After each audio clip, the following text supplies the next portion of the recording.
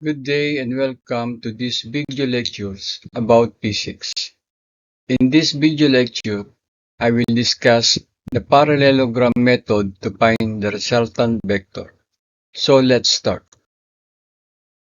In this video, we are going to discuss how to find the resultant vector by using the parallelogram method.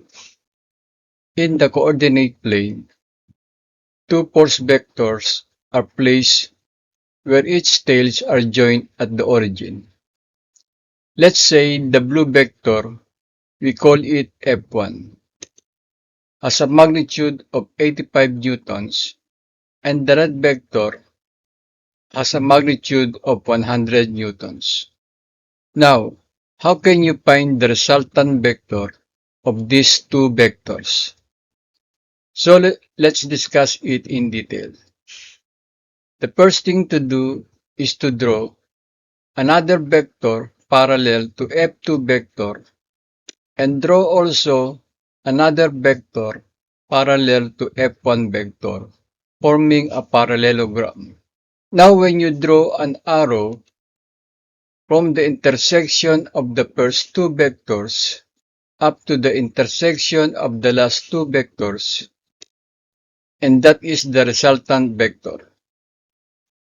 Now, if I'm going to redraw that, the vector diagram is like an obtuse triangle.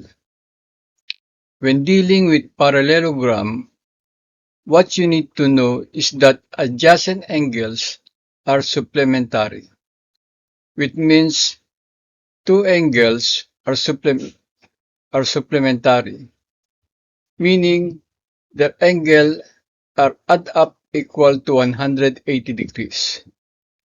Now suppose the angle formed between the resultant vector and F2 vector is 60 degrees. Therefore, the angle beta between F2 and F1 is 180 degrees minus 60 degrees. So angle beta is equal to 120 degrees.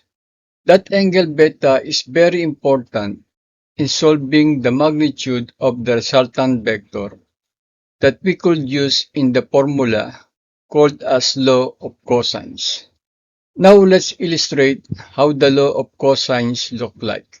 Let's say I have a triangle and it has A, B, and C.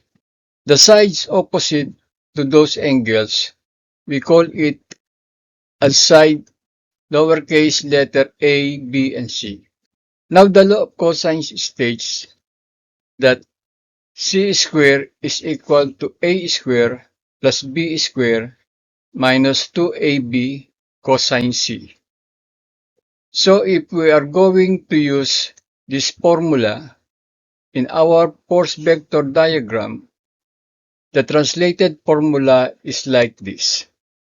Fr squared is equal to F1 squared plus F2 squared minus 2F1 times F2 cosine C. So solving for the magnitude of the resultant vector, the formula will be Fr is equal to the square root of F1 squared plus F2 squared minus 2F1 times F2 cosine C. So plug in all the given numbers. The magnitude of the resultant vector will be equal to 160.39 newtons. Thank you.